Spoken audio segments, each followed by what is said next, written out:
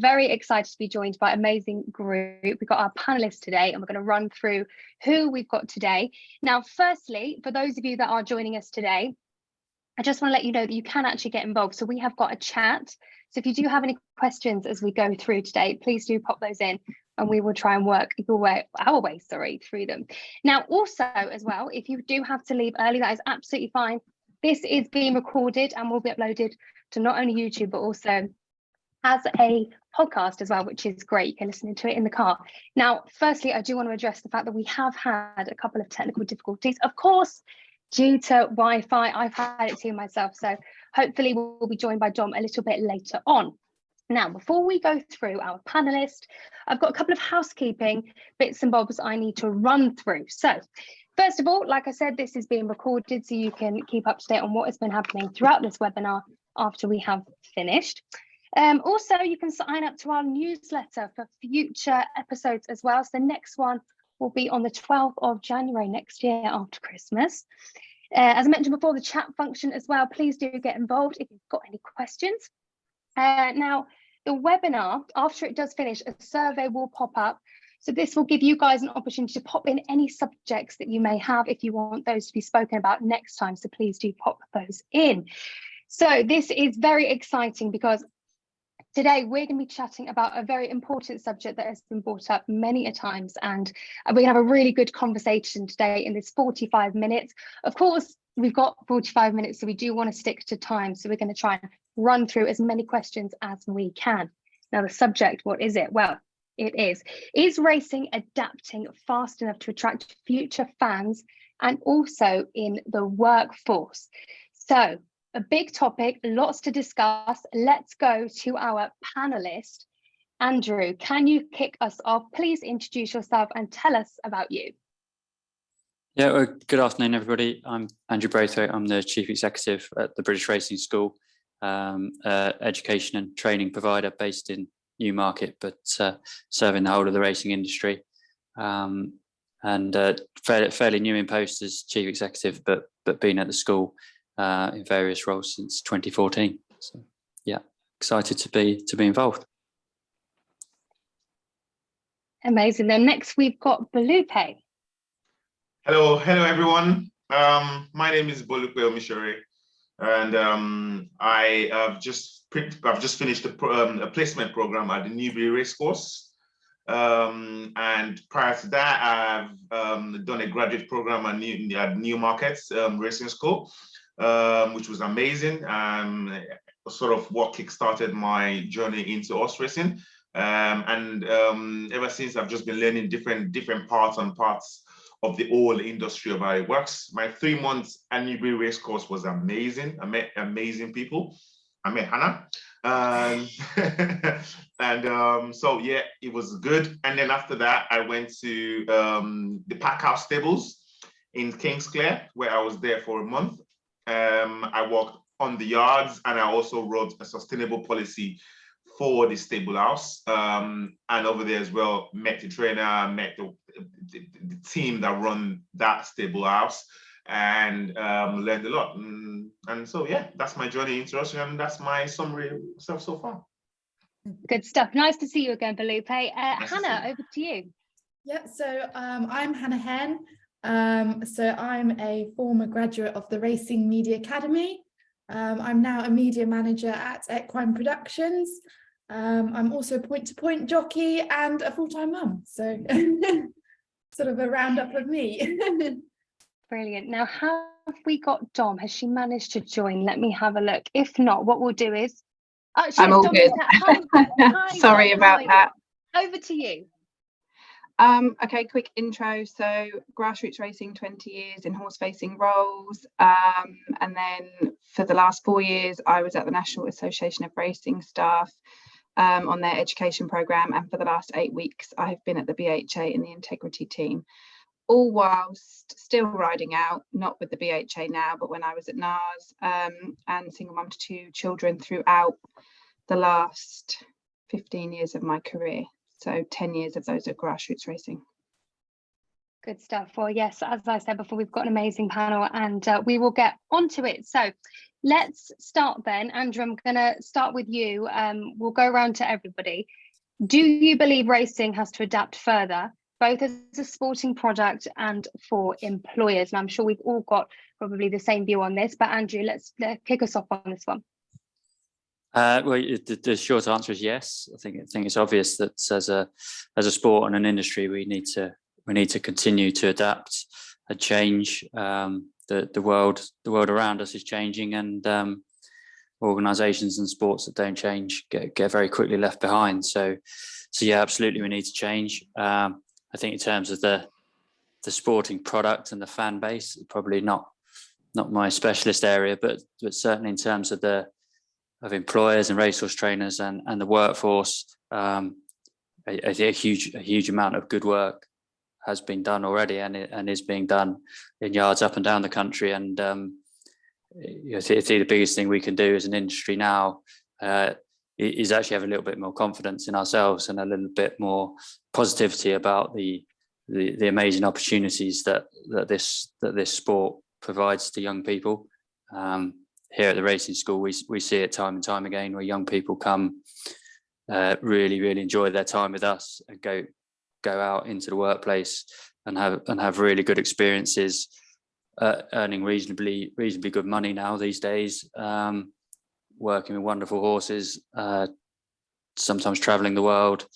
And I think we've been far too negative as a sport for far too long about what it is that we're actually able to provide to the current workforce and the workforce of the future. So yeah, definitely some more things to change, but I think we're in a good place, and we need to push on and celebrate the successes a bit more, and that will help a lot, I think.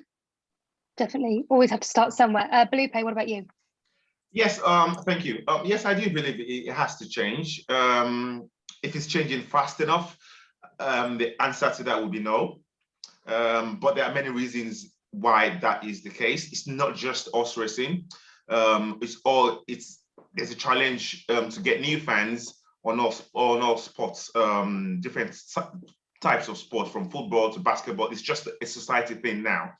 And in terms, I think, particularly with horse racing, I think my worry with the future of horse racing is actually with the workforce. I think because of the unique sports that we are involved in, we need unique expertise, especially around the welfare of horses, trainers, blood stockings, that side of the industry. I think there's a big gap in filling those spaces with future and young expertise who want to learn from the guys who've been doing it for 20, 30 years. So my worry is if those guys retire, or what's going to happen. That is and obviously in terms of proximity as well. We run with our industry. We have so many of our sites tucked away in village, in less remote areas, if you can put it that way. So in terms of attracting workforce, I think the BHA should actually focus on trying to, if there's a way we can train people from those local communities to fill those gaps rather than looking outwards. And that would also help the outlook of the sport in trying to do things by having a very small community and trying to get things from that community first before looking outwards. So yeah, I think there's a lot of challenges and there's a lot of gap to fill, but there are so many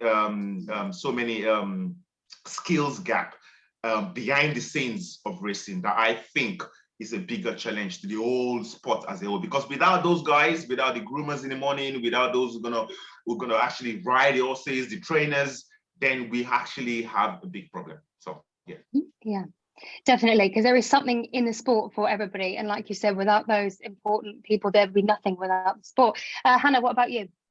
I wouldn't necessarily say changing. I think we sort of just need to improve. I think we've already made a start to sort of be more inclusive and sort of try and adapt already. I think sort of my personal thoughts are that, you know, we're so scared to sort of I think we've got to approach sort of engaging new fans into the sport, and I think we're so scared to sort of broadcast the sport as quite, I don't know what the word is, to sort of, you know, cater for new fans, so make it educational enough that they can understand, so that they can have an interest, so it's not complicated. A lot of people, you know, don't understand the horse terminology and sort of what horse racing is all about, how it works. And I think, how do you interest new fans without giving them that education, or making it basic enough for them to understand and generate that new fan basis? That's sort of my thoughts. Yeah, making it easier to understand, because obviously it can be quite overwhelming, horse racing, when you walk into it and you think, what does all this mean? Great. So Dom, over to you. Yeah, I think, as sort of the other speakers have touched on, I think it's a wider education piece on both parts, really, both points that you make. And I think regarding the workforce, there's a lot that racing's doing, and we need to be celebrating the good things that we're doing, and then we need to be working harder on the things that we're not doing so well. And I think that definitely includes employment, retaining staff and recruiting staff. I think there's work to be done in both of those areas. You know, there's, as the others have said, we are moving with the times, but we're only just ahead of the curve in a lot of areas, and I think we need to be careful that we're constantly working towards staying there rather than falling behind. Regarding bringing a new fan base, I think it's about making racing more tangible to the Joe Bloggs fan. I think it's about, as Hannah says, that terminology, the understanding of what's actually happening when you're watching racing. And I think it's about, you know, we need to be promoting, you know, the jockeys, for example. You know, you ask any child, a Premiership footballer or a Premiership rugby player, if that's their sport, they'll know those names, you know, very easily. And I think it's about making the jockeys a bit more accessible. So whether that's you have an area before the races where kids can go along and all the jockeys are there, you know, get an autograph, and it's giving those kids that interest that they'll come back time and again, because it'll be, oh Dad, well I want to go and watch Tom Marquand today, or Holly Doyle, or William Buick. And it's about, you know, really kind of engaging with the young people in that way too, because other sports do it so well and we just don't seem to be quite on that level with them. You know, you'd want jockeys to be household names of kids that are watching, you know, racing on television with their parents at the weekend and things like that. So I think it's an education piece as well, trying to recruit those new fans. I always think it's a great idea if it was to happen, where families could wear essentially football tops for horse racing and go around the courses. It'd be a great idea, I think. Now, Andrew, I think you mentioned about celebrating the good things that happen in racing, and I'm sure if you could please just tell us what you think things that have moved on, or what racing has done to move on, have been successful. What would those things be? Well, I think it's in terms of staff. You know, I think it's now we're seeing people who leave the sport very, very rarely because of pay. I think for a long period of time, racing was quite good at giving itself a kick in for being poorly paid, which just simply isn't the case. I think a lot of credit has to go to the National Trainers Federation and Dom in her old role at NARS for negotiating and getting the members of stable staff really pretty good wages in most instances. So that's been a change. But then also there are lots of trainers being incredibly flexible around working patterns, which makes the sport a lot more accessible for young people. Really, I think the days of people wanting to work 13 and a half days a fortnight, starting really early in the morning, having a big long break over lunch, and then going back for evening stables in the sort of traditional racing model, I don't think that particularly suits today's young people, and that's not a working pattern that the young people we see at the racing school particularly want to go out and embrace. But there are lots of trainers who don't operate that working model anymore. You know, and speaking to Neil Mulholland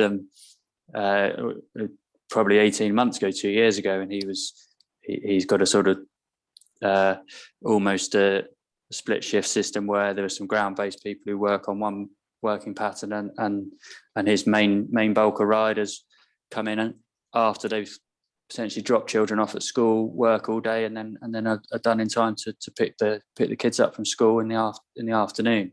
You know, things like that really make the sport accessible to people, and actually, if it's accessible, lots of people love doing it. You know, you're getting well paid to ride horses at the end of the day, and you know, I was fortunate enough to spend 5 years working full time in racing and riding out and schooling horses and riding the odd point to point. And yeah, I can name 10, 12, 20, however many you want of really good experiences I had, amazing experiences riding wonderful horses that's I can think back on, you know, now when I'm sat here or driving in the car or whatever, that, you know, the hair on the back of your neck stands up because you're thinking about how magical it was to school that really good hurdler or gallop a really top class sprinter for the first time and just be blown away by the speed of it. I did 7 years working in accountancy practice, couldn't tell you a thing about it. You know, it's not, looking at spreadsheets is not exciting. Working in racing can be exciting. So as long as we make it accessible by asking people and making the work available when they want to do it. You know, and I spoke to another trainer last week who's going to take on 2 more full-time members of staff, and then that's going to allow him to move to a 5-day week for everybody. You know, it's that sort of attitude that we need more of as a sport. And if we do that, I think it's a really attractive job, and it's something that I'd be absolutely confident to go to any school in the country and shout about. So yeah, just 2 examples there, but I think a lot of it does come back to the working pattern rather than the job itself or the pay.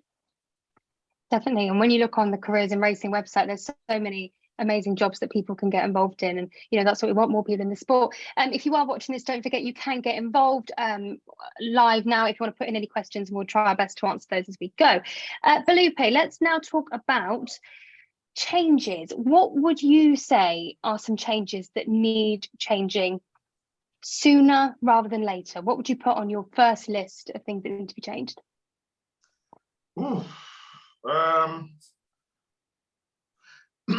I think the first thing we need to change is the perception of the sports. If we can't change that perception, the sports has got a perception of it being for elderly male sports, preferably rich. I think that class thing, if we can change the perception that it comes with a class thing, I think it would actually do the sport a very, very, very good thing, because most people actually are, it's not like they don't know where horse racing is. I'll give you an example. So, at Newbury, we've got many people who come to Newbury, and there's a lot of people who know about it, but they would never see themselves coming there on a race day. They could see themselves walking there, they could see themselves doing anything else, but not coming in as a race day. Why? Simply because it doesn't appeal to them.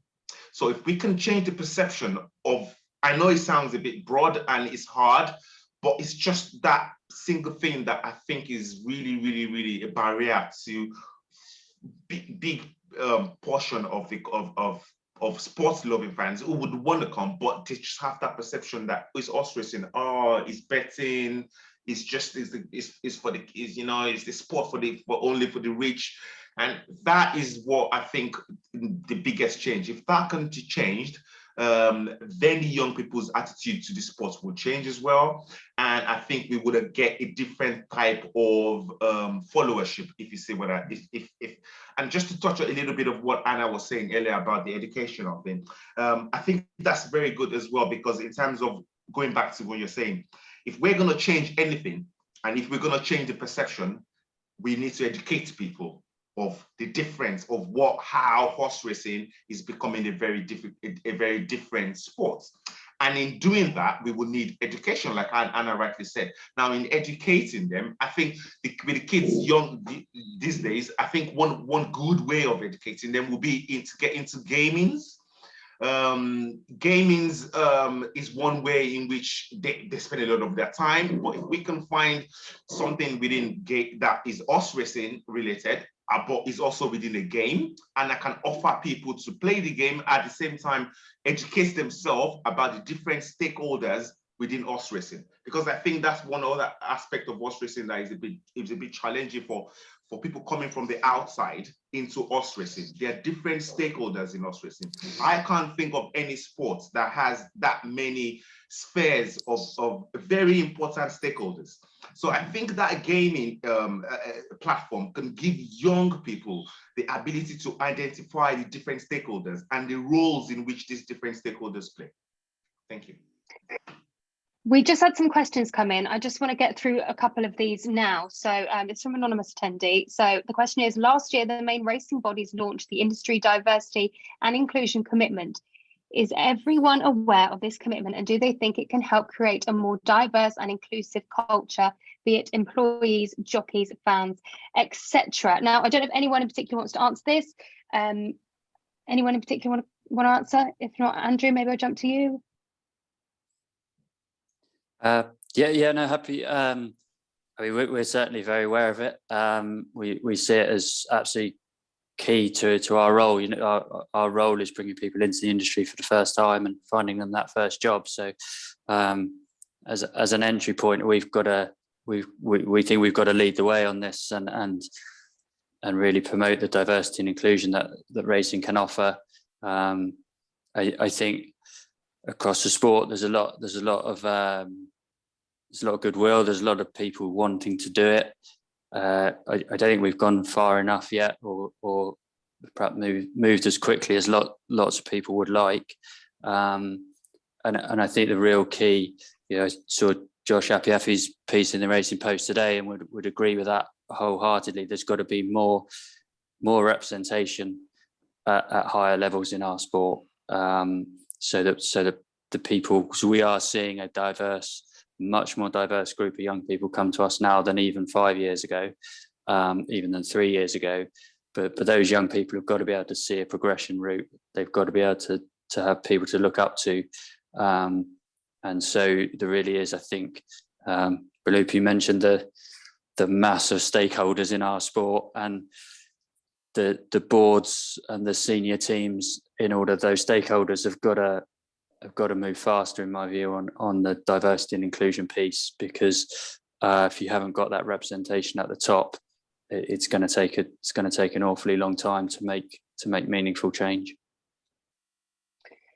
Now we're going to get back to the chat in a moment, but Hannah, I want to come to you now, because we've just had the new applications for the Racing Media Academy, and you are a graduate from there, aren't you? Now, firstly, I want you to tell me about that a little bit, but also the barriers to get into the sport. So, I mean, I've heard it myself. Some people say if you're not a jockey's relation or a trainer's daughter or something, I feel like that's some barriers when people want to get into the sport, no matter what angle it is. Hannah, can you talk me through some of the barriers that you think there are in racing, whether that's from the media side and other parts of the sport? So we've already touched, I think, barriers would be language. So, you know, the terminology, what we've already said, that people don't understand. And if they're not particularly interested in the horse racing anyway, you know, and it's complicated and confusing, why would they want to watch it, or why would they want to be involved?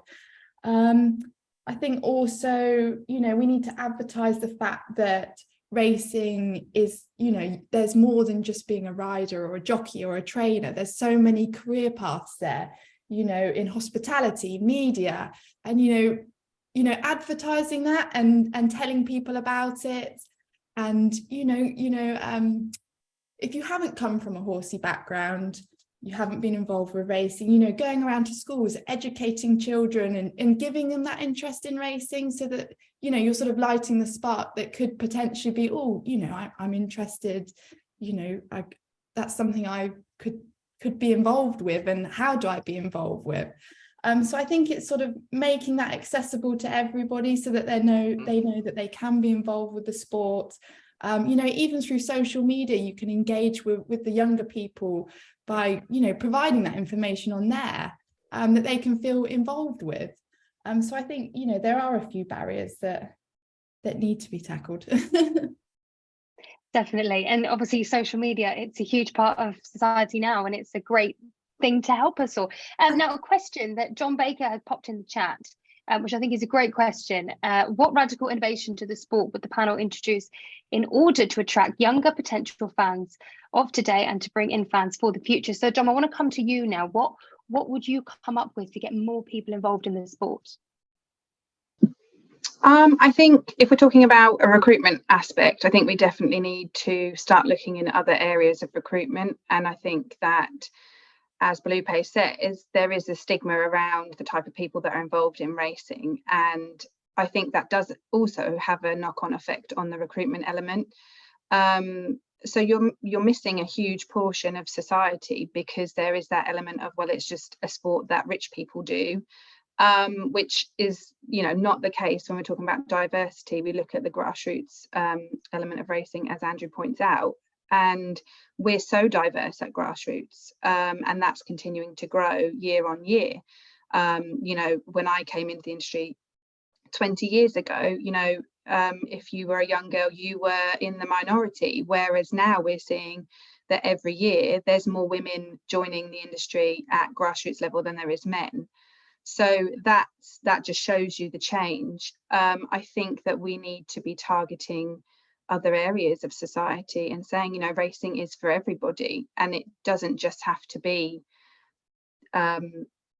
people that live in the countryside or people that live in wealthy areas. It's for everybody, and I think that then ultimately potentially could have a knock-on effect with who we're recruiting, who's coming racing.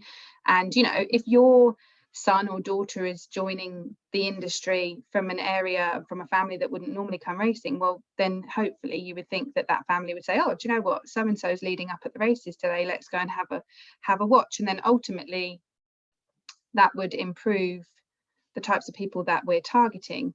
Obviously I've been working on the Racing Home programme for the last 3 years, which is aimed at retaining women after childbirth, supporting parents at grassroots level, well, at all levels of the industry, but particularly at grassroots, because there is a huge gap there, which is, we can't be losing women. If you have a woman who is prepared to get up at 5 o'clock in the morning to feed her child, dress them, take them to the childminders or school, and then she's coming in and riding out 4 lots, that's your most dedicated member of staff right there. So we can't afford to be losing women like that. And so that's the beauty of this programme. It's really targeting ladies who are choosing not to have to give up their career path in racing just because they're choosing to have children.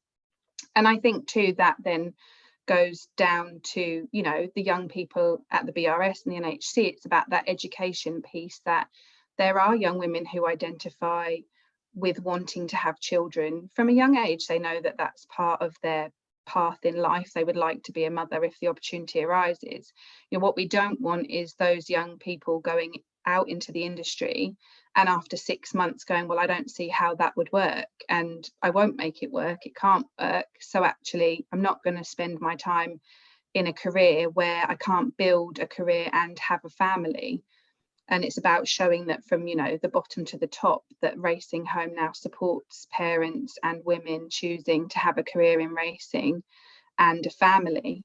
And as you said rightly so earlier, it's also, educating women if it does become too difficult to juggle working in a yard and having a family. There are so many other career options in the industry, whether it be media, whether it be at the racing schools, in the office, in the yard, there's at the race courses, there's multiple positions. We need to be retaining these people, every last single one of them, and ensuring that we're giving everybody the opportunity to do a job they love and still choose the life that they want to have as well. Exactly. They can still have racing to stay with them forever. It's brilliant. Now I've got a question coming for you now, Andrew. Andrew, could you tell us more about the Newmarket Pony Academy and Riding a Dream Academy, and any of the BRS initiatives designed to engage people with the sport from non-racing backgrounds, such as British Racing School? Yeah, so we started about 18 months ago now, the Newmarket Pony Academy, which is an initiative. It's based here at the school in Newmarket, and we provide week-long programs for local primary schools. They send groups of 10 young people, typically year 6, and it's been remarkable. Actually, we see about 350 young people a year now from the local schools and schools within Newmarket and the surrounding villages that you would think would be steeped in racing and knowledgeable about the sport. And the majority of those young people have never touched a horse or a pony, never ridden, and know nothing about racing. And they invariably absolutely love the week that they spend here. Lots of them get to sit on a pony for the first ever time. And I think, talking about engaging new fans and engaging people who may be a workforce of the future, you know, this is we can't do masses and masses of it across the sport because it's time consuming and you need facilities, you need ponies and things. But I think the vast majority of racecourses in the country could run a program very similar to the one we're running here, using their stables and using their facilities on days there isn't racing. And it's the most fantastic way. You know, this is a sport, horse racing. It's called horse racing for a reason. It's because horses are at the centre of it. And if you want to engage a young person, show them a horse. You know, get them to touch a horse, get them to sit on a pony. It's the most magical experience lots of us have had. And I think one of the questions earlier about something radical, you know, I think it's absolutely essential that we work towards having a horse that racegoers can meet, touch, interact with, a horse and a pony perhaps at every race day. You know, how can we let young people under 16s go racing? They get in for free and we let them come in and go away again and they haven't touched a horse. You know, we've got to get them close to the action. We've got to get them touching horses and really experiencing it. And the Riding a Dream Academy, which is an initiative which was started by Khadija Mellah, by Naomi Lawson and Ollie Bell, again run here, but they're actually taking that Newmarket Pony Academy concept out and about. They're actually down in Epsom this week as we speak, a group of 10 young people from a secondary academy in Peckham, all from ethnically diverse backgrounds, all experiencing racing, riding horses and ponies for the very first time at Epsom, at the home of the Derby. And the guys down there in Epsom this week tell me there's 2 young lads there, right size and shape to be jockeys, appear to be really brave. They're absolutely loving it. 2 years' time, we're expecting both those guys to be with us on a foundation course program and getting into the industry. And if we don't need to do that much of these sort of activities to start making a real difference to the amount of people that we're recruiting, and also to the amount of people who know about racing, because we just speak to those young people, but they go home absolutely bouncing, absolutely buzzing, and they sure as hell speak to their families. And you know, it is going to make a difference. So if we can multiply up the sort of Newmarket Pony Academy concept, get some race courses on board doing it, you know, we'd be delighted. We're not going to be trying to run them all ourselves, but if we can help race courses set up their own things and give them the programs that we've developed, we'd be delighted. And you know, if in 5 or 6 years' time we could have 30 of these programs running around the country at race courses, back to what Balupi said earlier about engage your local community, what a brilliant way to do it. And it will make a difference on race day, and it will make a difference to our staff. I think you hit the nail on the head when you were talking about the equines and getting people to just touch them. They are magical horses, and I'm sure anyone will agree that when you've been around horses, they're so therapeutic, and that's why it's such a wonderful sport to be involved in. Now, Steve popped a message in the chat about dress code. So this is touching back on barriers in racing. Now, Balupi, I want to come to you now. Am I right in saying that you came into horse racing with no previous experience in the racing industry, right? Yes, that's correct. So what were your initial thoughts of horse racing when you first stepped into it? Because Steve's just popped something in the chat about dress codes, right? So there's, you know, things people can't wear socks, not wearing socks, they're not allowed in, things like that. So just tell me about your initial first thoughts stepping into the horse racing industry. Right, okay. So my first thought in terms of the actually on a race day was end of last year with the careers in racing in Ascot, and I found that really interesting that people were actually I found it interesting that people were advised or encouraged to dress very fancifully. I thought that was a very good thing, and I thought that would actually encourage a lot of people to come out more for those kind of race days. So I thought that is actually a very good, and it's something that attracts people rather than discourages people. So that is good that we have to. But going a bit further in my initial thought when I first got into horse racing as well was just the different stakeholders involved were just too much in my head. So I couldn't get my head around it, and I was trying to understand. How come there's this? How come there's that? And it's only when you go on race days, it's only when you get really involved in it closely. That's how you will understand.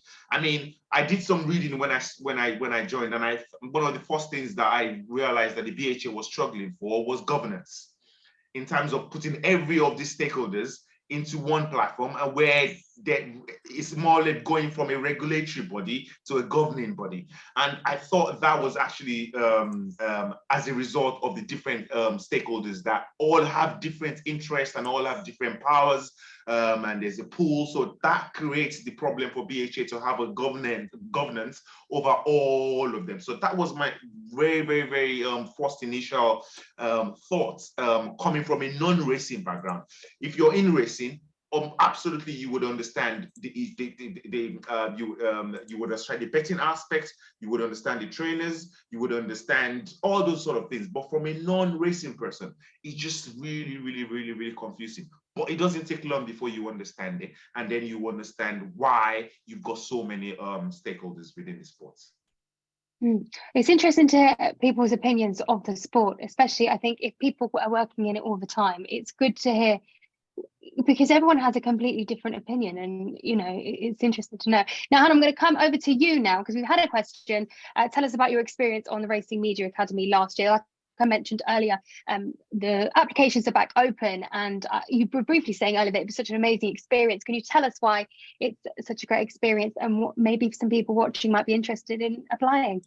Yeah, so it was really amazing for me because I was formerly a point-to-point jockey.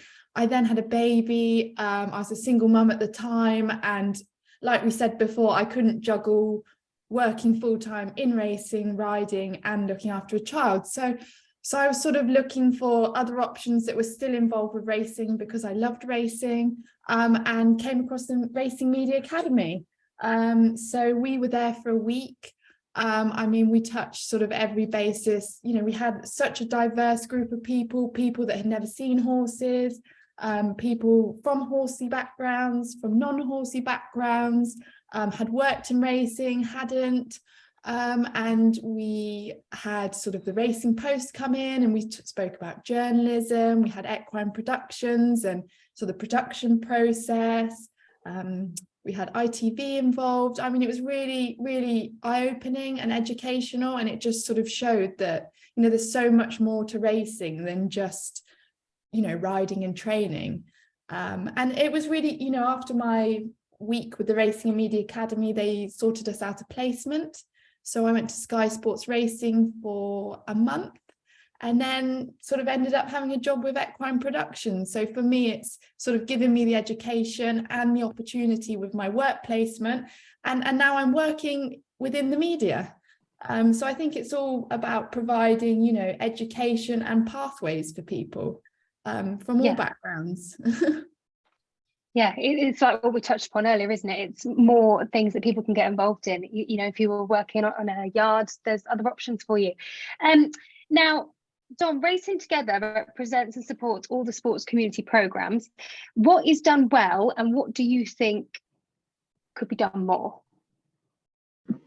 Well, I am a huge advocate of the Godolphin Beacon project and Racing to School. Both my children attend Newmarket Academy, and they have had the privilege of taking part on different days out and weeks with both of those initiatives, and they are incredible.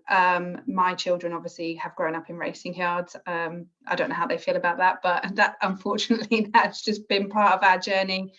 But those programs for kids who, especially, you know, for me, I think, as Andrew said, and he's right, we live in Newmarket, the home of horse racing, and yet there are hundreds of children in this town who have no affinity to the racehorse, no concept, you know, they're walking past horses on the horse walks to school, no understanding of actually, you know, what a great town this is and how important it is to the industry.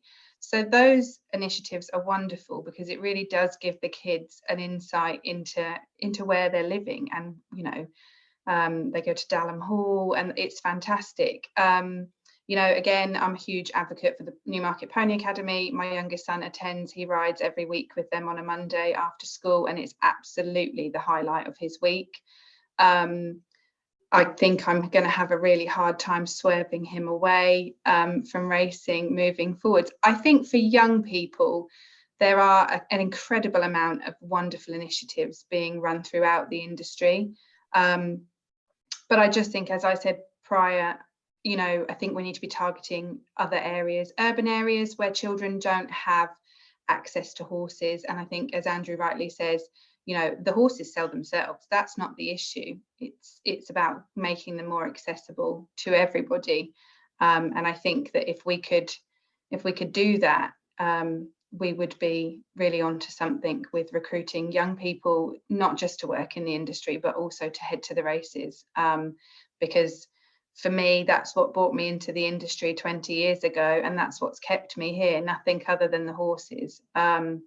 And I see, you know, my son will have a rubbish day at school, but as soon as he's putting on his togs to go down and ride at the racing school, you know, he's beaming from ear to ear, and the change in his persona from when I pick him up from school to when I pick him up from the Pony Academy is like a different little boy, so, or young man.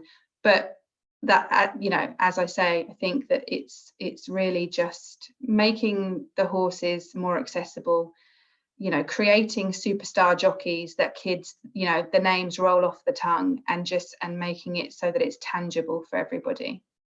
I have to say, one of my favourite days of the year is Lambourn Open Day. I don't know about you guys, but I think more open days, I know it would be difficult, but more open days would be great for people to go and visit and see the horses in their home environment. That's especially what I love. Now, unfortunately, I have to wrap up now, but so many more points we could have covered. This has been great. Firstly, thank you to all the panelists for joining us. Thank you for you guys watching, and remember that you can also watch this back. This will be uploaded to YouTube, and it will be available as a podcast, so you can you can listen in your car. But this has been the Racing Together webinar series, episode 2. The next one will be on the 12th of January, so make sure you sign up to the newsletter so you can stay up to date on the next episodes. My name is Hannah Baycroft. Thank you very much, everyone, and we will say goodbye and leave it here. Thank you. Thank you. Bye, everyone. Bye.